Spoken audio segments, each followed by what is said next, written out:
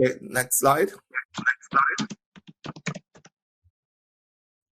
Okay, again, we're going to do the Mfpdm overview, the Mfpdm processing, the Mfpdm demonstration, and then we'll do a little knowledge check there just to make sure everybody is aware and know that they're still listening to us or participating. And just want to also let you know, as Mfpdm users, you want to also make sure you utilize our Mfpdm Issuer User Manual. Those sometimes you call us and you might not get us right away. You can always go to those user manuals for the helpful tips or the little hints on how to move forward from one screen to the next. So you want to make sure you have that. I don't know the best way. Most of us might still not be working in the office. So I was going to say print it and put it on your desk, but maybe it's just to download a PDF and put it somewhere secure so you can always, it's just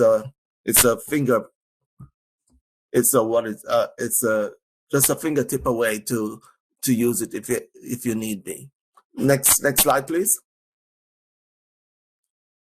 Okay, and again, I think I'm not too sure. I'm going to ask the question and see if anybody respond. Who is actually not using Mfpdm? I'm assuming everybody right now is using Mfpdm in their daily processing of multifamily pools. So I'm looking for in the chat if I'm going to see anybody say I'm still using GinnieNET, and then I would have to scold you unless you're not issuing any new pools right now and you're finishing up on those draws that you initially started in GinnieNET. So we just want to show you a couple screens before we actually go into the demo.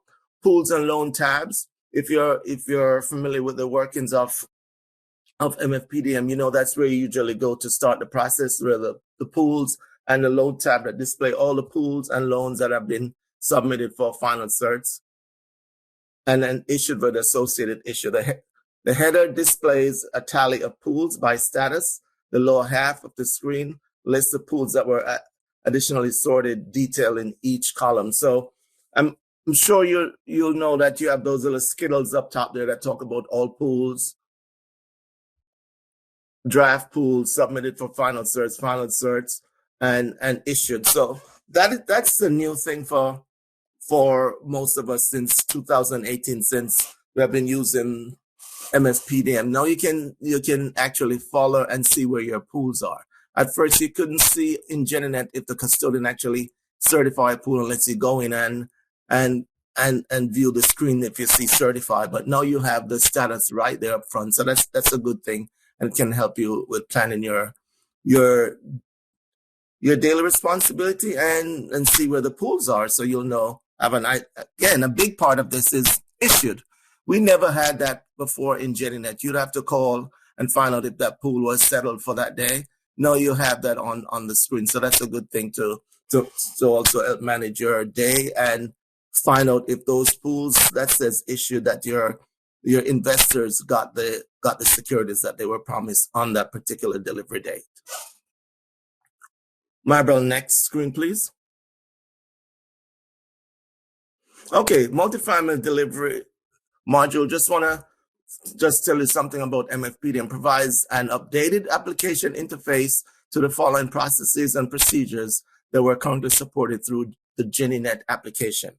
You know, we have had, yes, June of 2018. That's so long we've been using the multifamily database. The Mfpdm, that's so long we've been using it since June of 2018. So come next month, it's going to be like 3 years since users have actually been in that space. And I hope it has make your life a little bit easier. And I hope you're finally getting ready to move away from GinnieNET because you're finishing your last bit of draws in GinnieNET. And so all your initial pools are supposed to be done in that Mfpdm space. So this is a chart just kind of give you an idea what happens in the world. Issuers create a new multifamily pool, save and validate. Issuer can then add a loan and a draw if applicable and validate. Issuers submit the pool for final certification. The next one, final certification will happen as it does today by Document Custodian. And once this is complete, the pool status is updated to final certified. Pool's continued path to issuance at the pool processing agent office. That's us in New York City. And then the finish line, securities are issued. So basically, it's the same process that happens in GinnieNET. But now you're just getting some new features in Mfpdm, so you can see where the pools are at when you look at in the Mfpdm space. And then we have some little enhancements that part of our demo this morning you're going to hear about. The issuer can submit balloon payments, and pre-approved process was also introduced sometime in January. So that's why we decided to use that video again to just try and reinforce some of these new enhancements in Mfpdm. Next slide, please, Maribel. Okay. Now for the big thing. I should let you know that this video, as I mentioned, was what we used in January. So we're going to try our best to fast forward to some pieces to just try and cut out some of the names. You might hear some people in there might not recognize because they're not a part of today's session. So we're trying our best to try and eliminate that so we can go straight in the process. So if we, by further ado, can we just try and start the video? We should start around, yes, so here we go. And then we'll break and ask the question as we go along. New York Mellon, and I was with the Mfpdm project whenever it was originally developed, so have pretty good knowledge of the application. Today, what we would like to cover for you includes a refresher of manually adding pools, loans, and draws. We'll continue that with showing the differences for an LM pool type. Next, we will take a look at non-level payment section of a loan. And last from my portion, we'll be discussing how to generate reports in the multiple different ways that we can do so. Once we are finished with that, we will pause and ask for questions. And once we are through with the questions there, I will turn it over to Tawheed Ali, who is one of my colleagues here at the bank, and he will discuss the pre-approval requests and the 3 different types and a few other topics as well.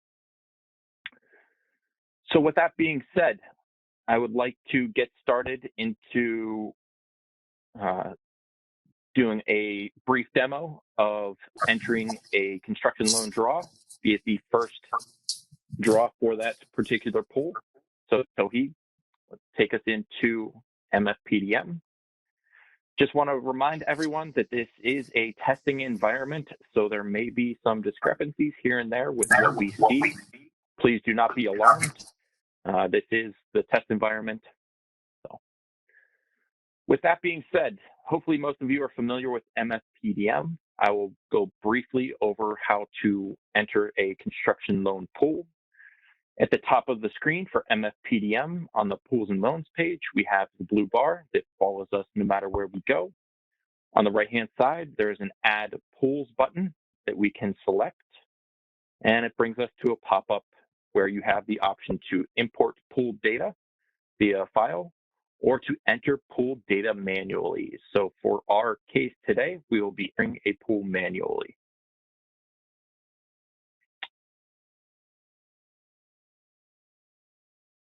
And as this loads, we will see the pool details screen, which is our starting point. We have the pool header at the top, which we can see is somewhat filled out with information at this point in time. As we continue to progress and follow more fields on the forms, that blue bar will be populated with the associated values. Let's start out with the header information section, where we'll go ahead and enter our pool number. And just a note, Tawheed is the one controlling the screen right now, so if I refer to him, that's what's going on. So Tawheed is typing in the pool number right now. This pool number is kept for the issuer that is being used right now, and you cannot use a different pool number. Yep. So it is associated with the issuer number. Continuing on, we have the issue date, which we will select. And as we know, it can either be the current month or current month plus one. So it is January or February. Selecting January. Next, we have the issue type, which is pre-selected as multifamily. That is a static field for all multifamily pools. Continuing on down, we have the pool type, where we will go ahead and select CL construction loan, as we want to enter our draws. And finally on this line, we have the submission type, which has been filtered down based on the pool type selected. As you may see in Mfpdm, many of the fields get filtered down based on previous selections. Do this, try and make it nice and easy for the end user to select only the values that are applicable to this particular pool. So we will go ahead and select the initial construction loan. And before I move to the general information section, I do want to point out, you will notice some of the fields have an asterisk next to the name. This indicates a field that is required in order to save a pool into the system. This does not necessarily indicate all of the fields that are required to submit for final certification. So please keep that in mind as you move through Mfpdm. Continuing to the general information section, we will start by entering the pool tax ID.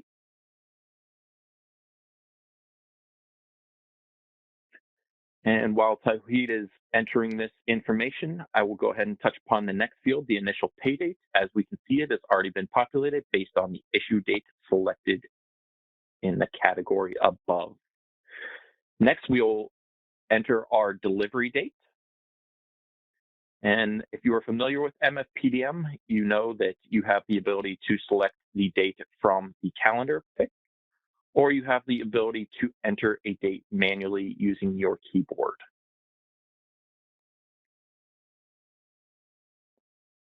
Thank you. The unpaid balance date is once again pre-populated based on previous selections, the issue date. And finally, on this line, we have the amortization method, which is concurrent date, CD. Once again, this is a pre-populated field that is static. Moving down to the rates box, we start out with the security interest rate. And we will note that the mortgage interest rate and servicing fee do not have fields to fill in here. The mortgage interest rate is completed on the loan details page, and the servicing fee will be automatically calculated based upon the mortgage interest rate being entered. So next that we need to fill out is the PLPN security rate.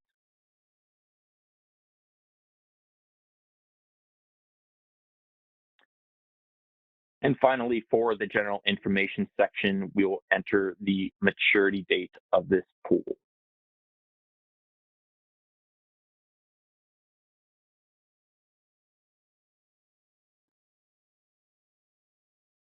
Here. Okay.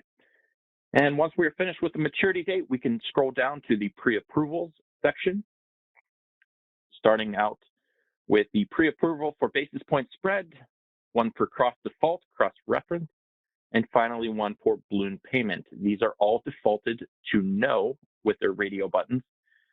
In order to select, or in order to fill out the additional information, you would select yes. We have an entire section coming up after I'm done speaking where Tawhid will discuss these more in detail. So for right now and for our demonstration purposes, we will leave these all selected as no. And as Tawhid can demonstrate, just as a reminder for system use, you do have the ability to minimize any of the sections that you do not want to see as you move through the forms. We come to the next section, which is our master agreements. Starting out with our custodian number and name, this field is populated based on what is in your MAMS agreements. Next, if you should have a subservicer for this pool, you would be able to select them from the list. But as we do not have one, we will continue on to the principal and interest account, starting out with the ABA, federal routing number. This is something that you can select from the dropdown, and based on the selection for the ABA number, the account number displayed will be filtered down. Thank you. Moving on down to the escrow accounts, we have a blue button that says Add. So let's go ahead and add an escrow account, please. And here we can see, just like with the P&I amount, it is pre-filled out where we can go ahead and select the ABA number. And once again, the account number is filtered down based on the ABA number selected. Next, we'll move to the subscribers section where we have that blue Add button again, and we would like to add a subscriber here. So here the drop-down value is almost the same where we have a pre-selected value. We also have the ability to add a new subscriber directly from the form. If you choose the Add New option, you do have the ability to save the value to your maintenance so that it can be used at a later point in time. Or you do have the ability to enter the information here and populate it as a one-time value. For our case, we will go ahead and select the first value. Next section, or next field, excuse me, is the description. Should you have a description to go along with this subscriber, you would enter it here, but we will go ahead and skip to the position, which we will enter. And as you note, should you have multiple subscribers, the Add button can be used to add additional rows where you would enter your other subscriber position. The totals would be totaled down below so that it would add up accordingly. In our case, we don't want to have another subscriber, so we will go ahead and select the trash can at the end of the row to remove that particular row. Our next section is the 11711B, the certification and agreement form. And for our demonstration purposes today, we will be selecting the second option. Finally, on the pool details page, we do have pool statistics, including the total amounts.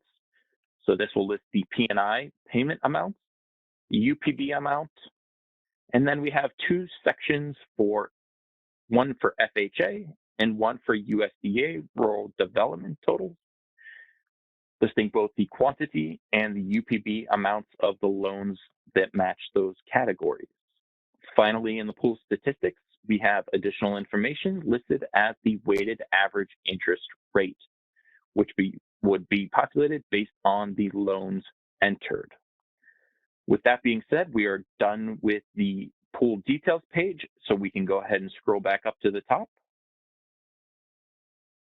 And as we can notice, we can see some of the information has been populated in the blue bar that we have already entered. So next step up, we will go ahead and select the Save button in the blue bar. And we will receive notification that our pool has been saved successfully, and a reminder that in order to proceed with submission, you will need to validate the pool. Upon refresh of the screen, we will see another tab added, which is the Loans tab. So we will go ahead and select that tab.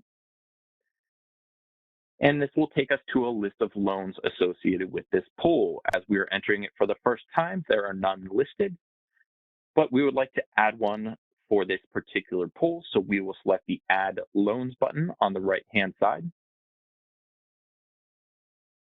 which will bring us to the loan details page. As we can see, that blue bar follows us no matter where we are. Thank you, Tawhid. So we will start out like we had on the pool details. We do have another general information section where we will start by entering our issuer loan number.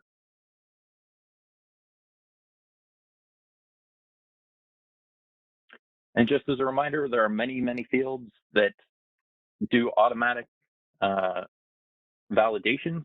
The issuer loan number is one of them. So if you do receive a red box around it, you will need to update that field in order to move on. Continuing down, we have our mortgage type being either FHA or USDA. In our case, we will select FHA. And then we will enter our mortgage interest rate. Should this be a balloon payment, in the next section, you would select yes and enter the details. but once again, for our demo purposes today, we will leave it selected as no and continue on to the mortgage amounts box. Starting with the original principal balance that we will enter, followed by the unpaid balance. And finally, in this box, we will complete the principal and interest. Next, we will enter our years, or our term of mortgages in years. You do have the ability to enter months as well. However, based on the asterisks indicated, only the years is required. Months is an optional field, so we will leave it blank. Next, we will select our first pay date.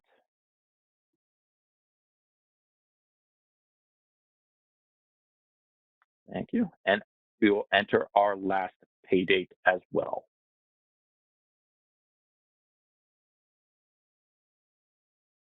Excellent. Moving to our next box, we have the mortgage note dates, starting with the loan origination date. And as we can see, this is a good example that the calendar shown displays only those dates. You're going to have to close that one out, Tohi, or bring up the next one. The calendar shows only those dates that are applicable to be selected.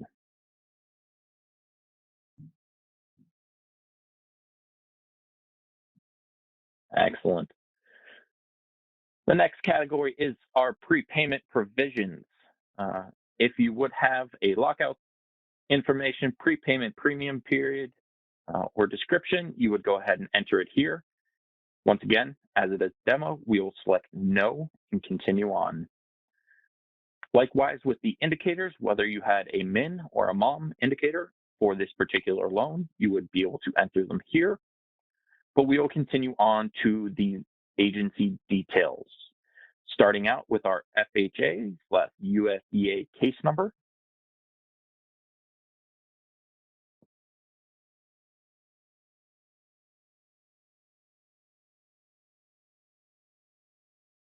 Thank you. And next, we will select the loan type code. Again, this is going to be filtered based on the mortgage type selected above. So we have FHA multifamily as our loan type code. And finally, for the agency details, we will select the section of the act that applies to this loan. Should there be development costs associated with it, we would have that displayed in the next box. Continuing down, we have the debt service coverage ratio and loan to value ratios. Should those be populated at a later point in time once all information is entered, but we will skip those. We will talk about the Annex special disclosures. So we have an identifier field which we can click into, and we will see a list of values. If we go ahead and select one of those values for our demo here, we can see that it populates the full description. The next section is the non-level payment provisions, which functions in the same manner as the Annex special disclosures. And please note that at the bottom, we do have an add new option should you want to enter a brand new non-level payment provision just for this loan. And like I had mentioned for the subscriber information as well, there's also a section to save the value to maintenance should you want to select it at a later point in time as well. In our case, we will select one of the pre-populated values, and we will continue to scroll to the bottom where we will enter our mortgager information section. We'll skip over the non-level payment schedule as that will be one of the next items that we will discuss, and I will go into more detail there. So Tawheed, please enter the name of the mortgager.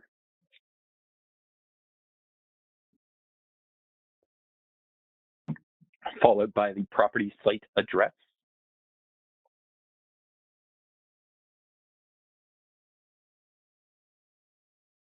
We'll enter our city name. Select a state from the dropdown. And finally, enter our zip code.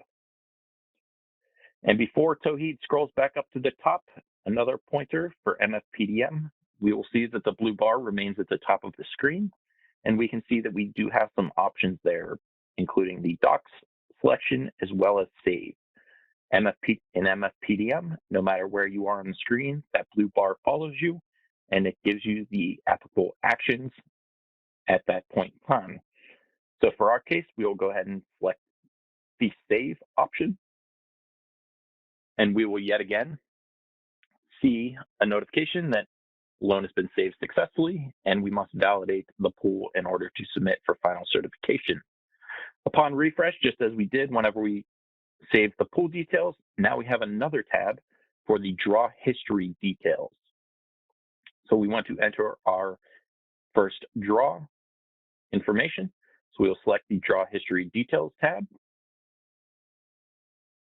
And whenever the screen refreshes, we will see all of the information related to the draw history. There's very little information to actually enter on this, keeping it as nice and simple as possible.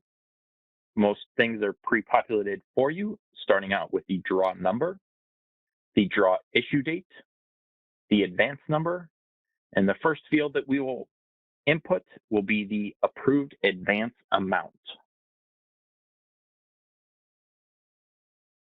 Next to the advance amount, we have the cumulative approved amount, followed by our next item to enter is the requested amount for this draw. The next column is the cumulative requested amount, should it differ, followed by the remaining advance amount. If there is a difference between the approved advance amount and the requested amount, the remaining advance column will show that. Finally, on this line, we do have a status indicating that this particular draw is in draft status. Should you have multiple advances for an individual draw, you would go ahead and select the Add Advance, which will add a new row with an advance number of 2. But in our case, we do not have another advance to enter, so we will select the trash can button once again on the right-hand side to remove that row. The last 3 fields on the screen show the approved amount to date, the cumulative requested amount, followed by the mortgage amount. We have now entered all of the information for our draw history, or for our initial draw. So we will scroll back up to the top, take a look, and select the Save button. I want to make sure that is saved into the system. And as the screen refreshes here, we'll take a look at one more item in the blue bar prior to validating our pool.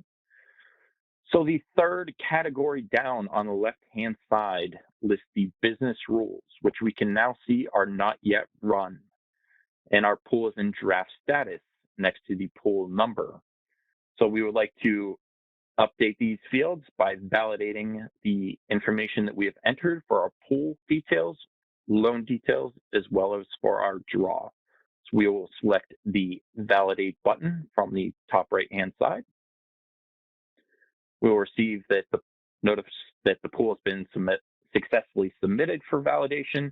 We can see at the top of the screen that the pool has been locked for editing. Mfpdm works by locking the pool so that you can go and perform any other action within the system should you so choose so. As we saw, an indicator pop up in our notifications that the pool had been validated successfully. Yep, there it is at the top. This one came up quickly. So we can go ahead and view that and see what that pool number was if we want to go directly to that pool should you have exited out. So once this loads, we can see that the pool has passed the business rules now, which was updated, and we have the ability to submit this pool for final certification.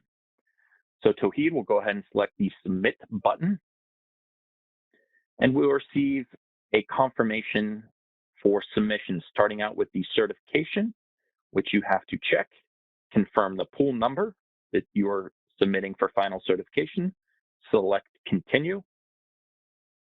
And here we will enter our secure ID information, including the PIN and secure ID.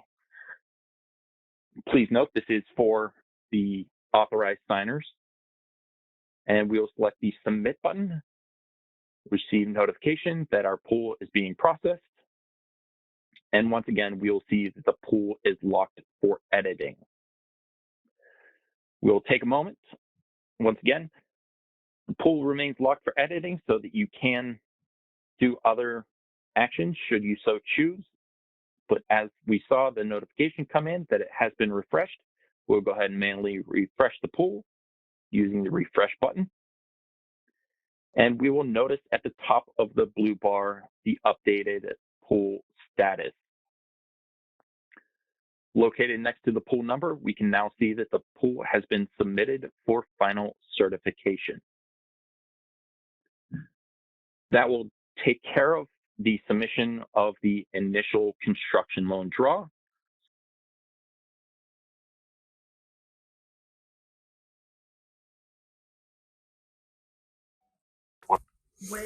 Okay, thank you very much, Jeff. And what we try and would just give especially if you're a new person to Mfpdm, trying to give you a little flavor of how to actually do the manual entry. And just to let you know, although we had the same function in GinnieNET, most users still went in and actually did the pool manually. We also can import your pools if you choose to explore that way for Mfpdm. You can go in and actually do your data entry. I hope that was helpful. Do we have any new person, like the first time you're seeing Mfpdm? You can just put in the chat, say yes, I'm new Wade, and I'm going to force your hand, and this was helpful to me in understanding the process. Just to let you know, the look and feel is a little bit different from GinnieNET. With that first section there that Jeff kept on referencing to, I usually call it the blue section, because that keeps you abreast of what's going on with your pool. Once you enter the information, up that top there populates with the pool issue type, the pool type, the business rules. Of course, that's also new. I wanted to mention that to us. We're saying business rules, run the business rules in Mfpdm. On GinnieNET, we usually say apply the GenMay edits.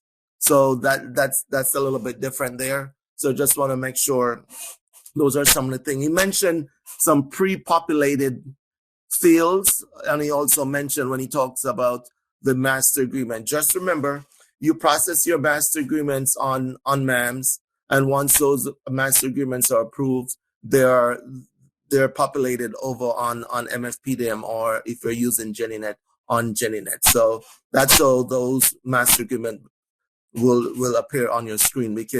And also for your delivery instructions, he said pre-populated, yes, but it would not have been there if you did not have gone into the maintenance section and add your delivery instructions. So those are the things. And he mentioned a trash can. Yes, we do have a trash can now on Mfpdm. If you want to delete, you just click on that trash can. So those are some of the new features. And of course, for submission, if you do not have a RSA token and it's not properly set up, you would not be able to do a submission. And of course, only authorized signers do get a RSA token. You have to be registered. You have to be on the company's 11702. Are there any questions or concerns before we move on? There is. Someone would like to know how to import a pool. I'm not sure how you'll be able to address this. I know that you may not be able to show it, but can you speak to that? Yes, we can. There's a file layout. There's an import file layout in the actual user manual, and that tells you would have to build that file. It's a flat file, just basically the same looking file like what's in GinnieNET. And as I said earlier, most multifamily users tend to do the manual entry, but you'd have to build that flat file. What I'll suggest, if you tomorrow while you're free or a little bit later, you can always get in touch with me and I could provide you that information. I could show you where it's in the user manual, and then we could go from there. Or you can send me an email at jennyme1@bnymellon.com and just put in the subject matter, import multifamily pool, attention Wade, and I'll try address it. If I don't, I'll have one of my associates get in touch with you on that. I hope that answered that question there. Any other questions? We're going to move into, there are some, I guess Jen had asked us at that time to go through some LM issues or some LM items, LM pools. So that's what we are about to go through in our next session. So I had put in a break, Sylvia, for now. Is it too early to take a break, or should I continue? I put in a 10-minute break now. Why don't we put in a 10-minute break now, and we can pick it up again at the top of the hour at 11 o'clock. It's 10:50 now. So that sounds Ryan, good. if you wouldn't, starting our clock. I'm back at 11 o'clock. Hey, welcome back, everyone. I hope you were able to use this time wisely. I maybe go fresh up on another cup of coffee. I went and got my favorite beverage, which is usually my mango juice when I'm doing my training. So I have a glass of mango juice right here. And also was able to just take a peek at the television. I'm also making sure my favorite tennis player, who's Serena Williams, is actually playing right now. She's down a set, but we'll see if she can come back. So thank you and welcome back. And we're going to resume the tape because we have some stuff on LM to talk about. So let's resume listening to the Mfpdm training. Okay, thank you. Please play. We'll go back to the pools and loans page, and we'll look for an LM pool that we can use to discuss the non-level payment section, as well as the loan history. So Tawheed has typed in a pool number. We'll select it. It will open with the pool details page. As we want to take a look at information on the loan details, we will select the Loans tab.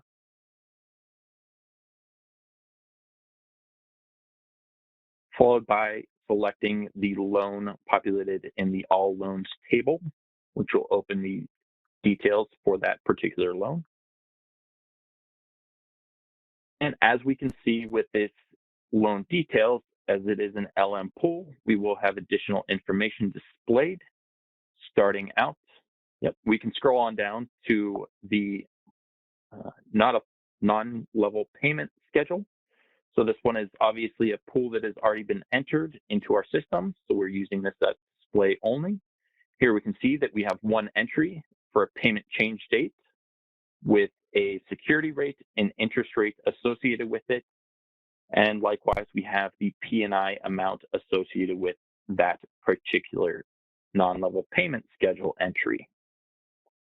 This is a future item for those that may not be aware that will modify the payment into 2027, excuse me. The next section down, we do have our modified loan history, starting out with the entry number, followed by the P&I, the original principal balance, the unpaid balance, the first pay date, the last pay date, and finally the interest rate. As we can see, we had two changes and two entries for this information, and these are past dates that would have occurred outside of the application, which we are now entering whenever we bring the pool into Mfpdm. Just as we see for the modified loan history, the non-level payment schedule does allow for multiple entries as well. One final note that I wanted to touch upon for the modified loan history: the information entered there will supersede the information entered above in the loan details, as the information will be taken directly from the modified loan history and populate the information on the loan details so that there is no discrepancy. That will conclude my overview of the non-level payment schedule and modified loan history. And finally, we will take a look at the reports and forms that you are able to view. So he just scrolled back up to the top where we have our Docs button. Upon selecting the Docs button, we will see the reports and forms that are associated with this particular pool. If we select one of those, such as the 11705, the system will automatically download the form. As we can see on the bottom left-hand side, we will go ahead and select it to open the PDF.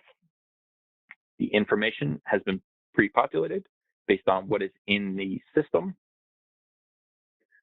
And you can go ahead and close that out. So that is one way to access the documents that are associated with this particular pool. The alternative is to go back to the Pools and Loans page,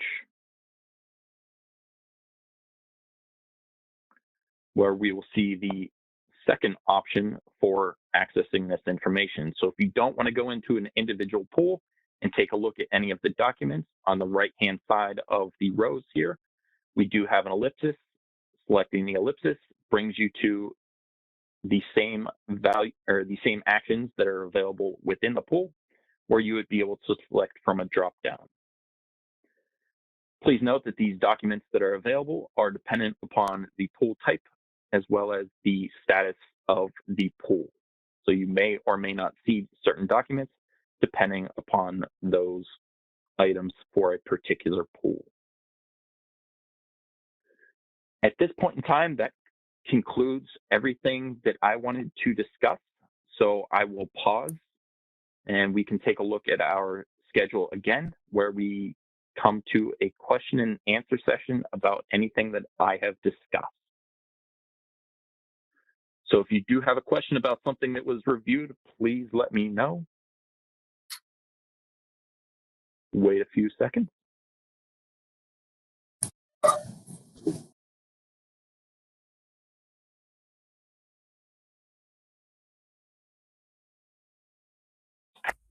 Okay, thank you, Jeff, for going through that. So, are there any questions or concerns while he went through those couple elements in working with the LM pool? Are there any questions or concerns there? Just want to mention a little bit more. You mentioned docs. We're not used to saying the word docs in GinnieNET. We're used to actually saying report. So that's a little bit different to what our world now is in the Mfpdm space. So you have to get used to that. But if you notice, more efficient. Now printing our reports is much, much easier than how it was in GinnieNET. We had to go through, select the forms and reports and print the form, and then it goes through this PDF, and then it goes somewhere in another file, and then it stays there for a while before it generates. In this Mfpdm world space now, it's much easier to just print the document on the page instead of going to a menu pick. So it's much easier to actually get your documentation. So again, I'm asking, are any questions? Is Jennifer Burks, Jennifer Hackman still with me? Just picking in some names here. Let's see if they're still listening to Wade Gale, or it's still a part of the stuff. I'm listening, Wade. Okay, very good. Very good. Thank you. Thank you very much, Jennifer. Just want to make sure that people are still there. Okay. So what I want to do now is go into our next section. We're going to be talking about the pre-approval. Wait, before we go on. Yes. Oh, great. I see there's question. Is there any way to print out multiple 11? Yeah, I'm gonna check that out. Christine. I'm sure there is. So I'm gonna check that out for you, and I'm gonna get back to you. If you want to ask me the question again by sending me an email, I can do that. But let me check that out for you. I'm not too sure of the answer, but it might be a yes answer. But I'll get out for you. Okay? Thank you very much. Okay, so let's try and get back into this tape recording. And we're going to go into some of the new features that was introduced in January of this year, like some of the pre-approval for I think there were 3 new features that were went in place. So that's the piece we're going to go through now. And this maybe, then that will take us almost to the end of our demo for Mfpdm. So Maribel or Ryan, who's doing a great job, could you roll the recording again, please? Thank you. Waiver letters that will be automatically generated once approvals are received and can be accessible at any time. So some of that will be highlighted in this training. And at this point, I would like to pass it on to Tauheed. He'll share with you the highlights of the pre-approvals along with the new features. Tauheed? Okay. Thank you, Rolanda. And good afternoon, everyone. My name is Tauheed Ali. I'm the UHC Test Manager at Bank of New York Mellon. And today I'll go over that new pre-approval feature that Rolanda just talked about, which is a new addition to Mfpdm. So as you all know, currently for the basis point spread, the balloon payment, and or the cost default cross-reference pools, you would need a manual pre-approval by your account executive. Well, now we made it a little bit easier for your workflow, and now you can request those pre-approvals straight through Mfpdm. And for today's demonstration purposes, I've already created a pool to show you guys that requires pre-approval. So I'll first go ahead and search for that pool. Okay, so now we have that on the search area. Also, before I go ahead and go into more detail, I would like to add that we did include and add the ability to search for pre-approval type, pre-approval status, as well as search by a case number. So these are 3 new additions in our filter, advanced filter. So that first I'll go ahead and go into the pool detail.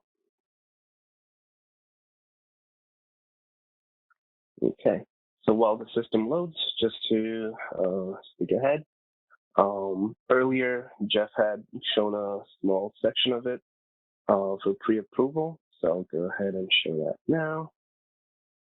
So here you can see there are 3 sections for pre-approval.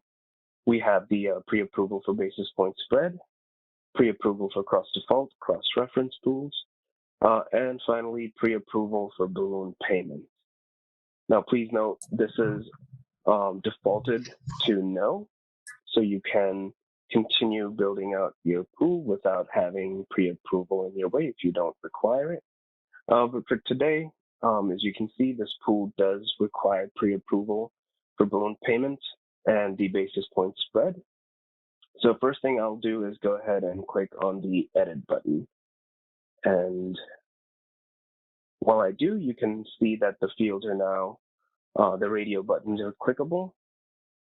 So for today's demo, the first thing I'll do is click yes for basis point spread. Now, please note that when a pool falls outside the allowed threshold, system will require it. And here you can see that it is giving us the spread that is exceeding the allowable limits. So we have the request date after that, which is the current date, and you have the request approval by date. This is the date you will give your account executive to reply and respond by. And also please note that the date that you enter here must be before the settlement date. In our case, our delivery date is 1/22. So if I were to select a future date, for example, the 26th, you can see we get a error message that says cannot be greater than the delivery date. So I'll go ahead and fix that to adjust. And the next field we have is the project name. We'll have to enter the name of the project, and please note there is an asterisk next to it, which is required for you to save this pool.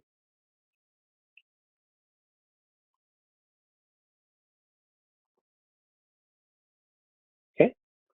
Next, you have the upload documents section. Here, you have the ability to upload a document to send with your pre-approval to your AE. And please note, this is the document that you would manually send to your AE for review or fax. In this case, now we made it a little bit easier and incorporated that upload option into pre-approval. And to do so, to upload a document, you'll go ahead and click Browse. Select the document that you wish to send, click Open, and Upload. And you get a confirmation that the pool is uploaded. And finally, you have the request reason. So we'll go ahead and enter something here.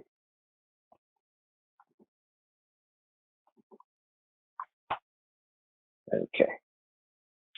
Next, we have the pre-approval for cross-default and cross-reference. We want to cross-default a pool, so we'll go ahead and click Yes.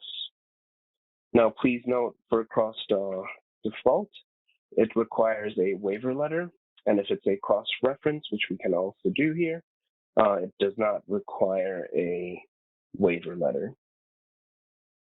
Now, one thing to add, you can cross-default new pools as well as existing pools in Mfpdm as well as GinnieNET, or you can include pools to cross-default that was added manually. And the steps are pretty similar to the basis point spread. We first request a approval by date. So we'll go ahead and select date, name of the project, and again, the same ability to upload a document if you wish. So I'll go ahead and select another document and click Upload. And go below and ask for a request reason and fill that in. And here we have the two options, one to cross-default or to cross-reference. For today's testing purpose, I will go ahead and select the cross-default. And once you click cross-default, you'll see a field opens up where we have the option to add our pool. And please note, we do have the option to add up to 11 pools to cross-default. So first, go ahead and click Add, and you can see a couple of the fields open up. First being cross-default pool ID. Then we have the pool type, the case number, FHA or USDA, the issue date, and the name of the project. Here you have the option to select an existing pool or a new pool that you wish to cross-default for later. So I'll first go ahead and enter a new pool.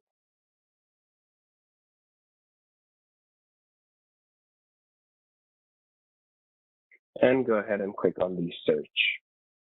So here the system identified that this pool does not exist. This is a new pool. So we'll go ahead and click on Add New. Once we do so, we can select the pool type and the FHA case number. I'll go ahead and paste it and then select the issue date and the name of the project.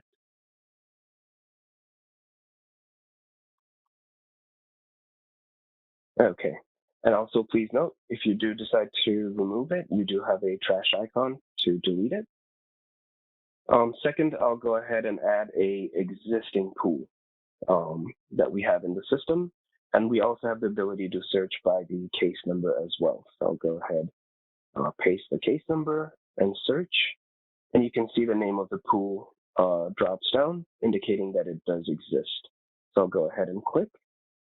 And you can see the pool type, the pool number, the issue date has been populated for us, and also the project name we will have to enter.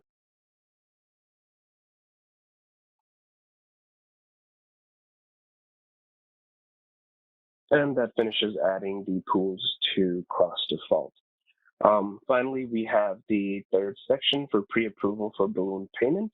This pool that contains loan does have a balloon payment, so we will go ahead and select yes. Very similar to above, we have the request date, which is the current date. We do have to enter the request approval by date.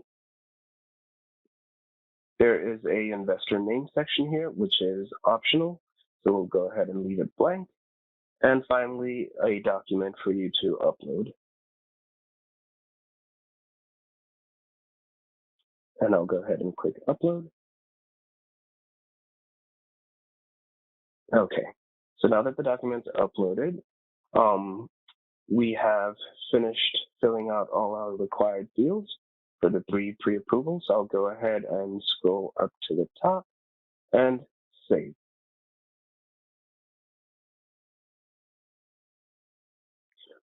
While we wait, one thing to mention, in this scenario, we did have multiple approvals.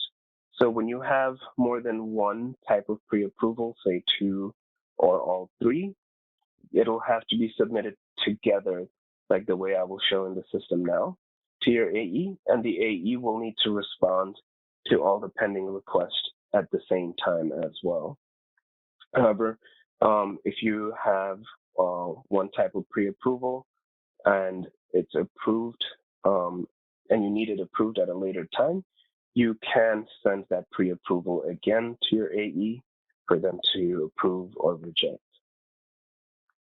And another thing to add, when you are creating a new pool, you do have the ability as a part of your pooling workflow and building your pool, you can do this for the next month as well, the 2 months in advance. All right, so now that I've covered that, I have refreshed my page and saved. I'll now go ahead and validate. One thing I want you to keep an eye out for over here is that the new button that will appear once the pool is validated. So I'll go ahead and do that.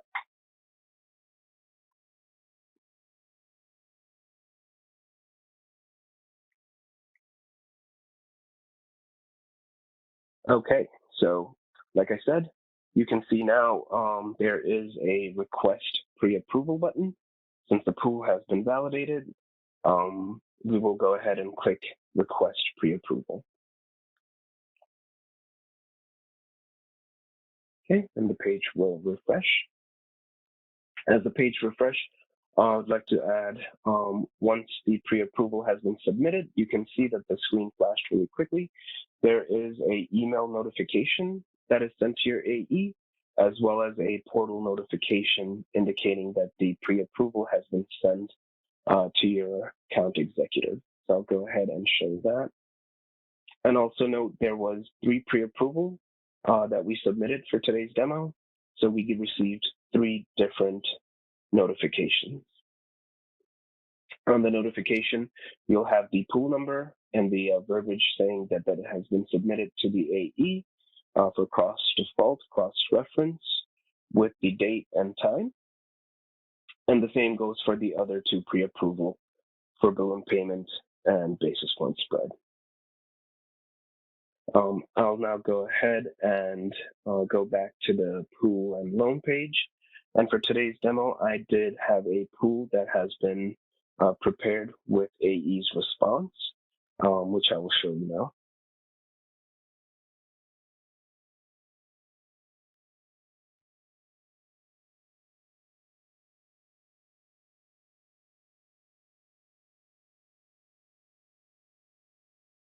Okay, so this was already approved and rejected for certain fields for pre-approval. So as I scroll down, you can see that the AE rejected for balloon for basis point spread, and for the cross default and the balloon payment, the AE did approve this, and you can see the status over here for cross default. And for balloon payment, you will see the pre-approval status approved. So that covers the pre-approval demo. I'll now go ahead and show how to generate the waiver letters. So like before, what Jeff showed us for documents, we'll go ahead and click on More. And under Documents, you can see we have the cross default, balloon payment, and non-balloon payment provision waiver letters. So I'll click on one to show you how we generate this. So I'll go ahead and click on the balloon payment. Wait a second. The report will download, and we'll go ahead and open it up. And here you can see the waiver letter. And same goes for the functionality to generate these reports within the pool detail page, as well as the pools and loan page, if you don't wish to go into the detail. And same option, you click on the slider, Docs, and you have the option to generate the reports here as well. Okay, so that concludes the demonstration for pre-approval.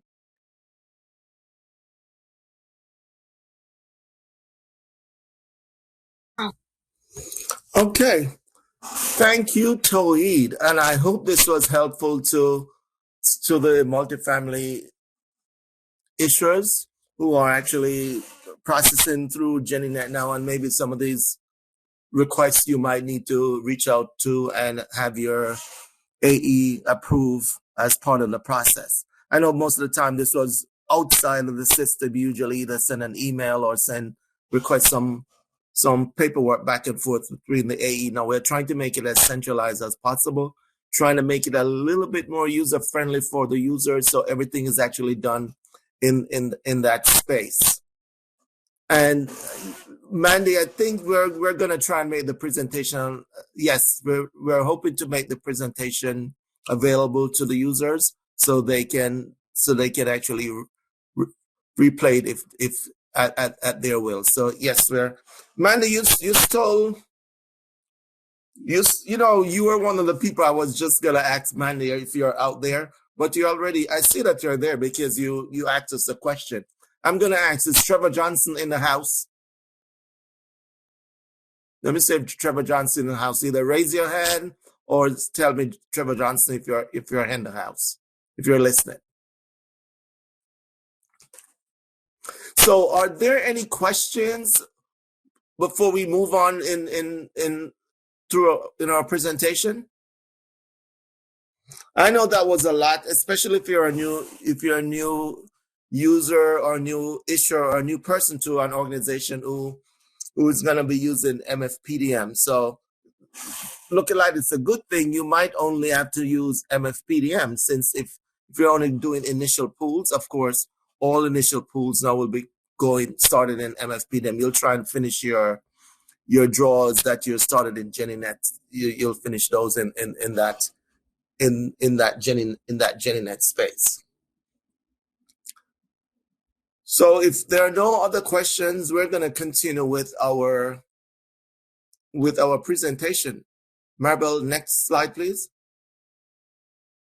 And these are just some screens where we're not going to, what we did on these slides is just to give you some pointers on where you can actually find if your subject matter in the user manual. So we just have some of the topic and the procedure there, and where you can actually find the pages. You can go straight to those pages, and if that's anything on balloon payment, draw history, business validation, report capability. So we have it listed there, so that will be easy. You can find those in our user manual. And don't forget the user manual. If you don't have it, you can get the user manual. It's out there on the GinnieNET.gov website. So that's what I got. Princess Point.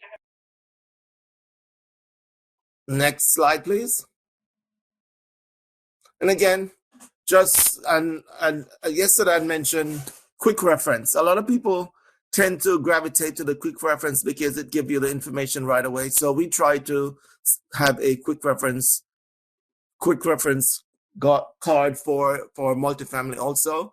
Show you how to get into my GinnieNET portal and my dashboard, the manual adding of a pool, adding a loan, adding a construction loan draw, the view the pool prepared by the data entry user, and the view the forms. Basically what we went through earlier in the first part of our presentation. We just want to give you that in a quick reference card format, so instead of you have to go to the guide. So you have that 1, 2, 3 step right there on that piece of paper, or just maybe in a couple pages. Next slide, please. This is someone that talks about the file layout not too long about import. This is what the Mfpdm file layout kind of look like. So again, we can go over that. You can send me an email and we can talk about that a little bit more. It's a flat file and it's basically looks like what you might have never looked at what the file looked like in GinnieNET, but it's basically the same thing. So this is what I'll most likely send to you tomorrow or later today when I finish this session. So we did have a file layout in there. If you choose to do import, and that would be the first, because all these years I know my multifamily issuers, they tend to do their manual pool by instead of doing import, but you have the ability to actually do an import in through Mfpdm now. So I'll share the file layout with you. Next slide. Okay. This is just want to tell you some of the new terms that we delete and recall. And I'm sure if you are a Mfpdm user for the last almost 2 years, you know the word delete. How we use delete in Mfpdm is you set up a pool and you're taking that pool off the system. That's what we call delete. Delete is like you add a pool and you're getting rid of it. So auto delete, it's gone. It's not there anymore. In our old world, in GinnieNET world, when we said delete, it was used 2 ways. Deleting the pool from the network or deleting the pool from your system. But no, we kind of switch it up a little bit in Mfpdm. Delete mean you're doing an auto delete from your system, and recall that mean your pool that was submitted, and after you found out, oh darn, I need to make some changes on this, so I can recall that pool. So this is what issuers can delete pools that have not been submitted for final certs. Issuers can recall pools that have not been released for issuance by the system. Release mean that's one of the functions we do in our office. So this is where we're in the path of the pool. Can the delete and the recall action be taken? Mfpdm/GinnieNET. Document Custodian certifies GinnieNET sweep the network at 2 p.m. and at 9 p.m. for certified pool. Then you can recall. Pool issuance and delivery. You can recall a pool up to 12 noon the next day. And then after that, you can actually set the pool and send it again. And then at 4 p.m. that day, that's when we go in and do our release. So a recall now is once a pool has been submitted and it's been certified by the custodian, you have up to 12 noon the next day to actually do a recall on your own. We had mentioned that yesterday in our session, but after 12 noon now, and you still want to recall that pool, you want to reach out to us so we can do the recall that way. But for delete in Mfpdm, if you set up a pool and you just need to get rid of it, I'm not going to use this pool number this month. The data is, I don't need this data. You don't have to call us. You can just go in and delete that pool and just get rid of it completely. One thing I want to mention, I noticed, maybe you have actually noticed it working in Mfpdm, is we now check the pool numbers up front. So, in the GinnieNET world, you should check pool numbers on the back end after the pool comes into us. It tells us that the pool number doesn't belong to issuer 1, 2, 3, 4 anymore. But now we do that check up front. So once you put in that pool number, if that pool number is not associated with your issuer number, you're gonna see that pool field turn red. So that's a good check for the users now. You You're not waiting until the pool is submitted and then you hear from us that that pool number does not belong to you. We're checking that up front for you. Next slide, please. I think we have a quick little demo, if I'm not mistaken, Maribel. We just want to show you what the auto delete and recall looks like. So can we cue that up and play that?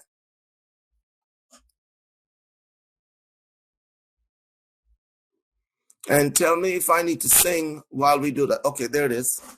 Is this the start of it?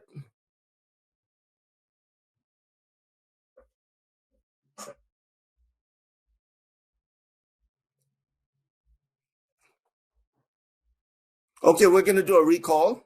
So we're going to click on the recall button.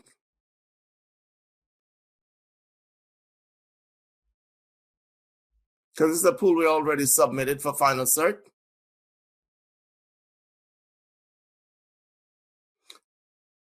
Okay, so do the recall. We have to make sure we put in our, see the pool number available, put in our PIN or secure passcode, which is that 6-digit that is generated from either your hard token or your soft token, depends on which one you're using.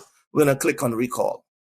So it goes out to the GinnieNET network, or of course goes out to the network and recall the pool. Then you get your notice that the pool has been recalled, tell that the pool has been recalled, and also it changed the status of the pool when it comes in. So the pool goes back to draft. It was initially said submitted. Now we're going to do a delete. That pool is on the system. We realize I don't need that pool anymore.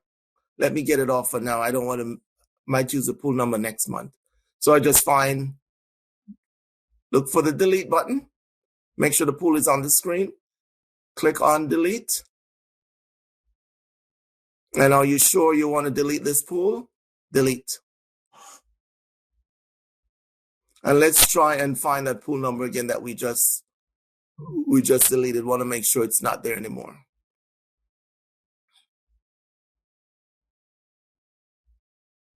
And no data found. So that pool was deleted. Just some little quick exercise just that we just talked about, just to see the difference between delete and recall. Recall, you're recalling something that's already submitted for final certs, and delete something that's in draft you want to get rid of your system.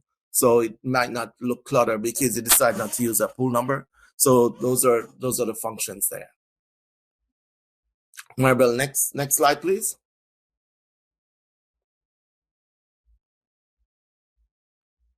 Okay, now we are ready for a poll. So Maribel usually execute the poll, and we want everybody participation as much as possible just to see. This is a test, just to find out if you are actually listening. So Maribel, do you want me to read the questions? The first one is, where do I access pool reports and HUD forms? And the answers are Mfpdm doc menu option, Bloomberg doc menu option, and Mfpdm doc menu options. You just put in your answer.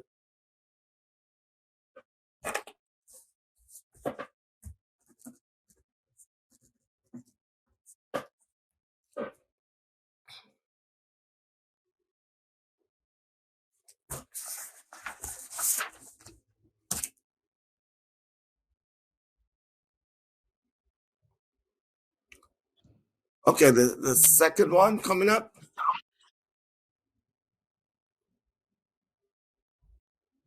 Can I view pool entered via Mfpdm in GinnieNET? And is it a yes or a no or a no vote? Because I don't know.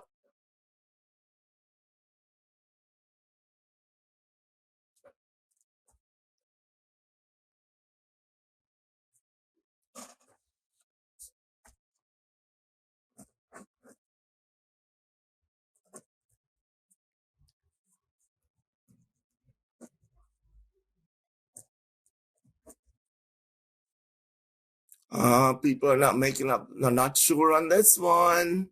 Can I view pools entered via Mfpdm in GinnieNET? Have you ever tried it? When you go back to, or when the session is done, see if you can do a pool that was actually submitted via Mfpdm, see if you can actually view it in GinnieNET. Okay, we have a 79 to 21. Yes. And 21. Sophia says she can pull a report in GinnieNET, Wade. Yep, we never asked that. Sophia, you're right. You can also pull a report. If you can pull a report, so therefore you can actually view the pool in GinnieNET. So all those people who said no, try it when you go back to the office. The answer is actually yes. Watch the answer change right now.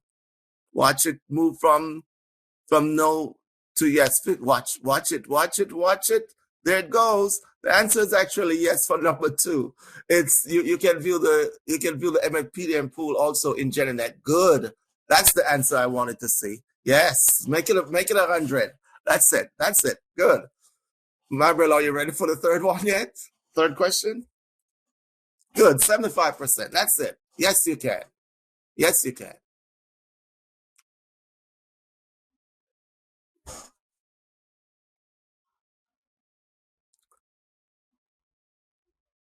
Here comes the third one.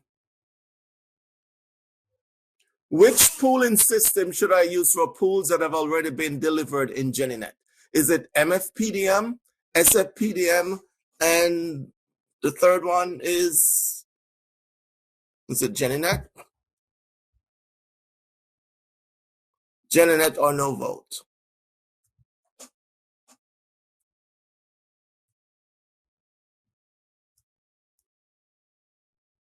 Yeah, this cool. This was a no-brainer, wasn't it? That was an easy one, but at least we really appreciate your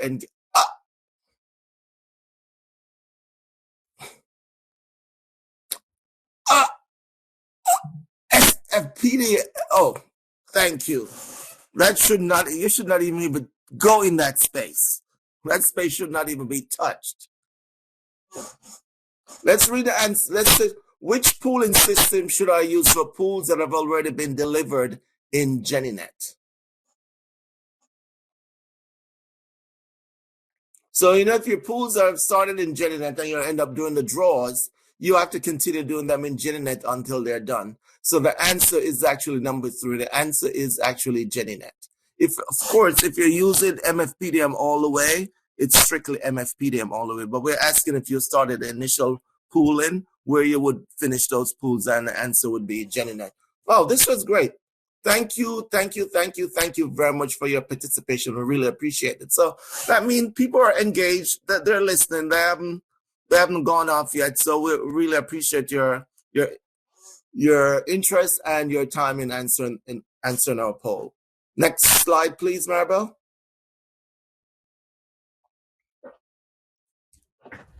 GinnieNET certification. Of course, we're talking about Mfpdm. I know we're still using GinnieNET, and of course, the custodians still do their processing in GinnieNET. Nothing has changed in their space yet. Next slide. So for this session, we just want to show you how to access GinnieNET via MGM, final certification and document custodian process, release of request of release doc 11708, certification, and just a little knowledge check there. Maybe another poll coming up. So next slide.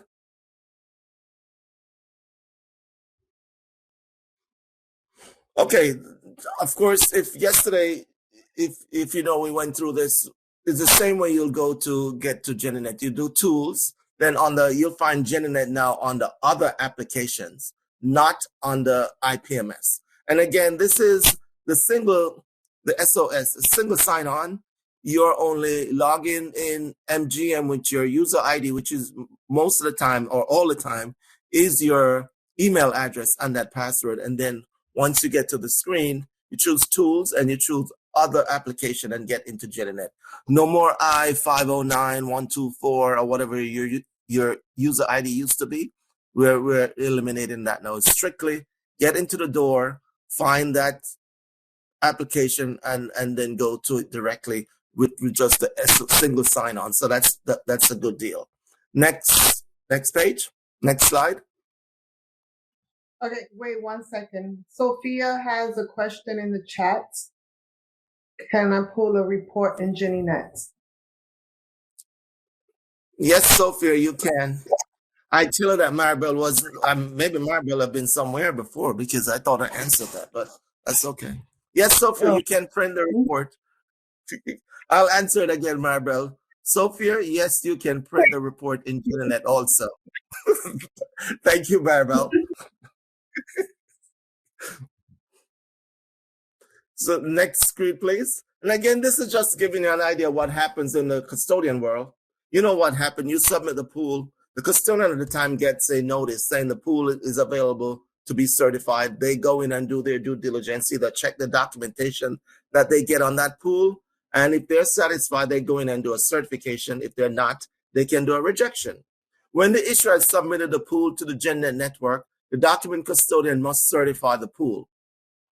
GinnieNET sends an e-notification to the custodian advising them that there's a pool awaiting certification. The custodian completes the certification in GinnieNET. This initiates the pool processing timeline. So this is what the diagram actually shows.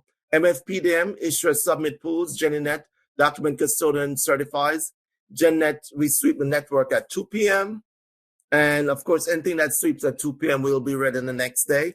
Anything that sweeps at 9 p.m. will be a 2-day lag. So you just want to keep that in mind. Very important to keep that in mind in terms of how you have your delivery set up to your investors. So that's where I always say work with your custodian, because you want to give them enough time to review the documentation. If there are issues, they have enough time to reject. You have enough time to make the changes and resubmit again to your custodian. So you just want to give everybody enough time. And what I always say to my GinnieNET and Mfpdm users, when you submit a pool, although it's in the works that we send a notification, I always say there's nothing wrong with either picking up the phone or send them an email. Hey, Jenny from our custodian 1, 2, 3, 4, 5, 6. I just submitted 5 pools out there. Can you make sure you can see them and start the processing, because you should have received all the documentation on those pools. Nothing wrong with just saying a little hi and hello and tell them that again, because sometimes I know it has happened. Pools have been submitted. Custodians did not see them, maybe because of their volume. And then issuers are calling us if our pools are ready. You know what happened when we go in and check on our network? The pools still say submit, because the custodian either missed that e-notification, and they just was overworked and never checked and never saw your pool on their system. So it's nothing wrong with just actually giving them a call or sending them an email just to say, I just sent 2 pools. Our scheduled ready date is such and such. Can you start the processing? And so at least they'll be on time and they know what your ready dates are. Nothing wrong in telling them that. Next slide, please. Okay, this just shows you what happens in the custodian side. They have 2 options. They once the pool come in, they can either do a certification and they can do a rejection. Once they reject the pool, there are 5 reasons there. Some of those reasons might be a little bit outdated. I think we might need to work with GinnieNET on coming up with some new ones or for that. But you don't have to reject the pool with a reason. You can actually leave that blank. So once the pool is rejected, it goes back to the custodian and to the issuer. And it's the FTN is, of course, now not an FTN, it's an FRN, file rejection number. When the pool is electronically certified, it becomes a FCN, file certification number. So that's what we were showing on the bottom side there, pool certified or pool rejected. So that's what the status look like. And again, don't forget our GinnieNET on the web issuer multifamily training guide. We still have one, although most people are now gravitating to Mfpdm, but we still have the guide just in case you need any refresher. Maybe a new person is coming on board and you want to show them the process too on the GinnieNET side, because you still have pools to process. You can use the user manual on that. Next slide, please.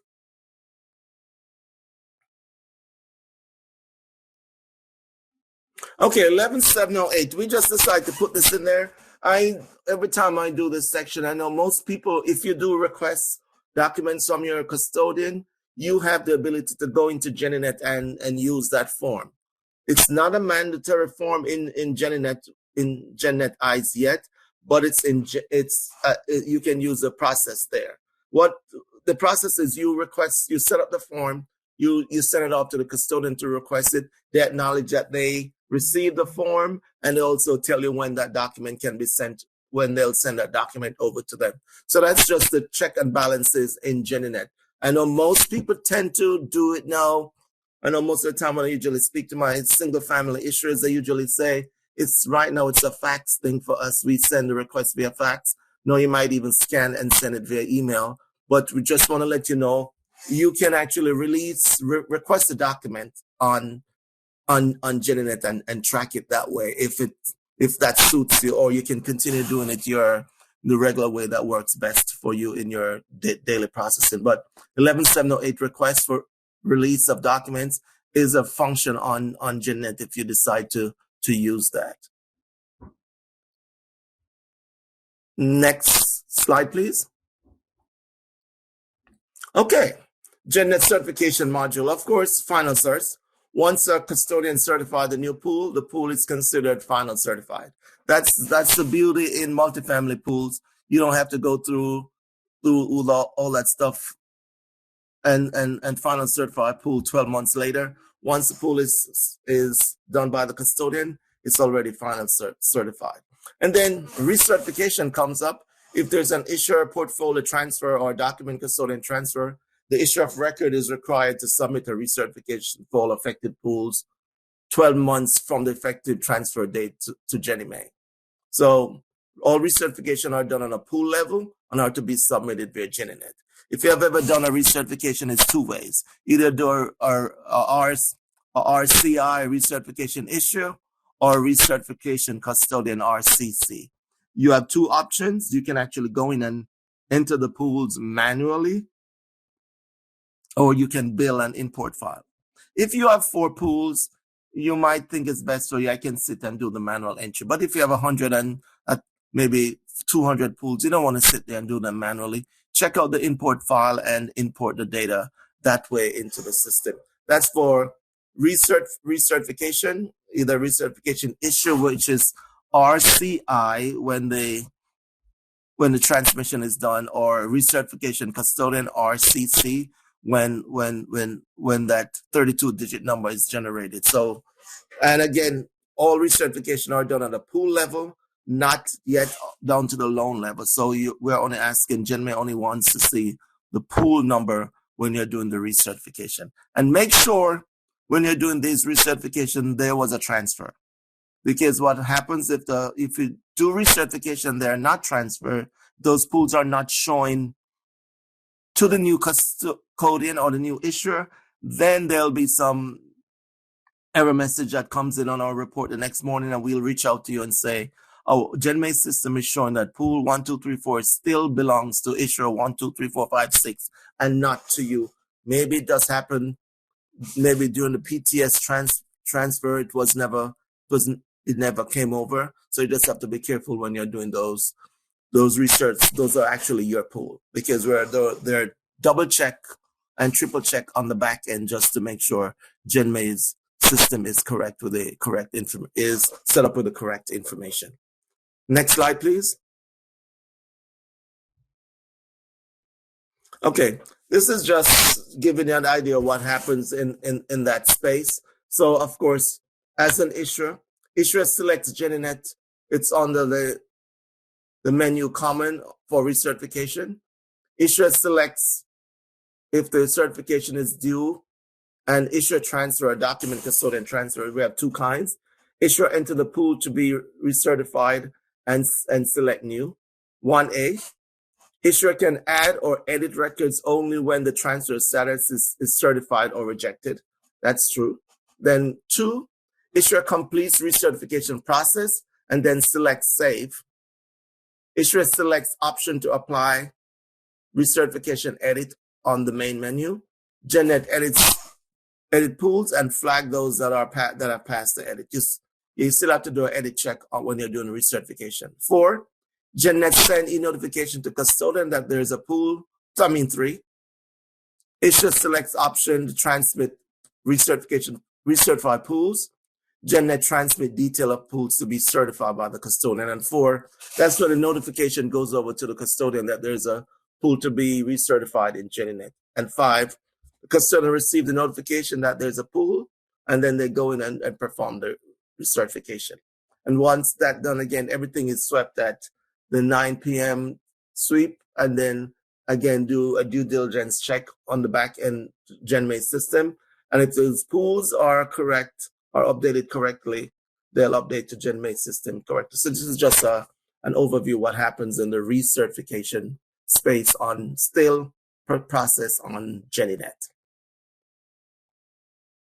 Next slide, please, as I drink a little bit of my mango juice. This is just that busy screen that shows what happens on the issuer side, where the red arrow points and say issuer recertification pools to be submitted, and it shows a pool there. And what happens on the custodian side, add pool to be certified for recertification. It could be the RCI or RCC, and RCI, of course, is recertification issuer, RCC, recertification custodian. So that's just what the screen looks like on the issuer side.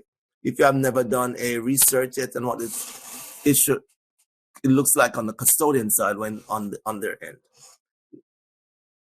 Next slide, please. Oh, wow. Wade Gill was on a roll. He's on to his second poll. Roll and poll. So Maribel, can you launch the second poll?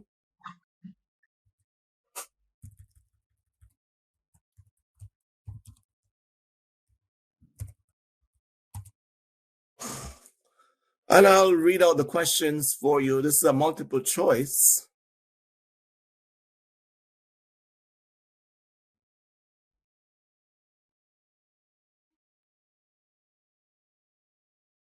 Issuer can submit pools for recertification on GinnieNET. Issuer can submit a manual recertification request.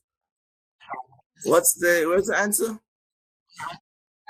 No, these are the answers. I forgot the question. Hold on. Okay. We might have to ship some of that mango juice over to Maribel. Oh, I'm willing. I might have to put something else in there too. Not only the mango juice alone, but might have to spike it up a little bit. Mandy, Let's go to see it. We're trying to fix it. Doesn't show up. Sorry, everyone. I'm a little bit under the weather today. Oh, Lisa, I did not. Lisa, I did not. It's just strictly just some juice with some ice. Did not spike it at all. I don't. You know what, Lisa? I can't even drink. So I stay away from that stuff at all.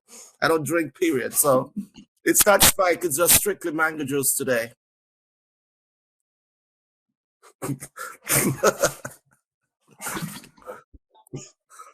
So, Maribel, sorry, everyone. The question is, how should you submit for recertification? Do you see it? We don't. I don't see the answer. I don't see the question. I see the answers. Okay, now I see it. No, that's still wrong. Give me 1 second. Let me try this again. Sorry about it. No Yes. problem. No problem. Great. Okay, cool. And 2 people are listening. 3 people are listening. 4 people are listening. Then that's, yes. Issuers can submit pool for recertification on GinnieNET. Issuer can submit a manual recertification request. Issuer can submit a recertification using Mfpdm, not yet. You know, Maribel, there are actually 2 answers there now. Most people tend to do number 1, but one person actually said manual request is still correct. because GinnieNET has not mandated that all pools right now needs to come through GinnieNET. That's so if you have a manual recertification, it still can be sent to Syracuse to be processed. I don't think they get much now because most people are actually using GinnieNET. So 93% of you are correct. Issuers can submit pools for recertification on GinnieNET. Next poll question, Maribel.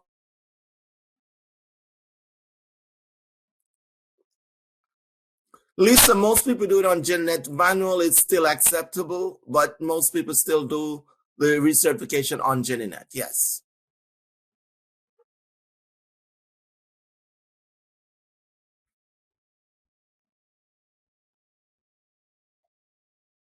We're missing the question, Maribel. Oh, okay. Recertification is due within 12 months after the pool is submitted, within 12 months after the effective date, within 12 months after the pool's issue date. I did mention this in the presentation, Sif, and people are paying attention. I love this group. Very good. Very good, very good. Number 3, which reason code are not applicable when completing the HUD Form 11708 request for release of document? If you have ever used this form, do you know which one of these are? Okay. We have paid in full, credit score drop, and then what's the third one here? Third one is loan substitution and default. And of course, the answer, this group is rocking. They're awesome. It is a credit score drop. That's not a part of one of the 5 on the form at all. So again, thank you for participating, and we really appreciate it. I mean, at least we had you engaged for a little bit, and that was our goal, to actually get you engaged so you're a part of the session and not Wade Gill just yapping along all the time. But I'm glad you took part in our polls, and we really appreciate that. Thank you again, and thank you, Maribel, for doing a great job.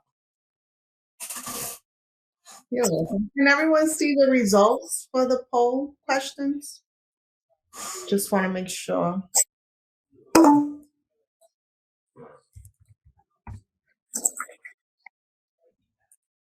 Okay, great. Yes, appreciate it. Thank you very much.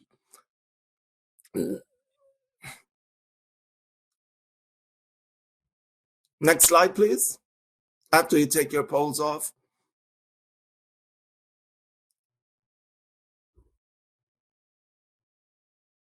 I think we're on the question and answer. Okay.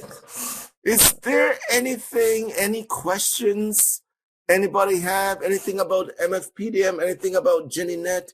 Anything about recertification? Anything about MGM? How do I get on MGM? How do I become an org admin? And any questions or concerns? Anything you have? You want to share with us? You want to share with us on this session right now? You can do that. Either you can do it with your unmute your mic, or you can ask the question on the chat. So we're waiting. And I know that we have also our GenMay rep on the line. I think there's Patrick and Jennifer on today. If you have any question for them also, I'm putting them on the spot. If you have any question for them, you can also pose it in our chat or come on live, and we'll take your questions.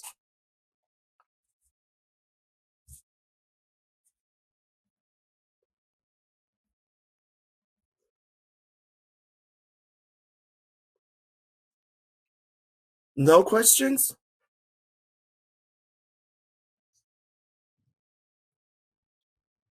Yes, this was filled with all experts, Gail. I'm Wade. Oh, okay. So if there's no questions, I'm gonna thank you for your time. I hope this was the only thing for us to show you now is our resources. We have some resources. Basically, you saw the resources in our slide as we go along. And again, we're giving you this information so you have it, so you can read it, and if it's not clear to you, that's when you come to us and we can walk you through it. So we have the My GenMA Organization Admin Guide. If you are that, if you are org admin, you want to know that. We have the GenNet on the Web Guide. We have the user manual, the system access form for government national mortgage. We have the Mfpdm frequently asked question. That is something you might want to keep close by. We have the My GenMA quick reference card. All those things as part of our resources, so you can actually check on them. And I think GenMA had said yesterday, once they go back and set up, they might post and Sylvia can back me up on that, they might post the presentation for those who actually want the presentation.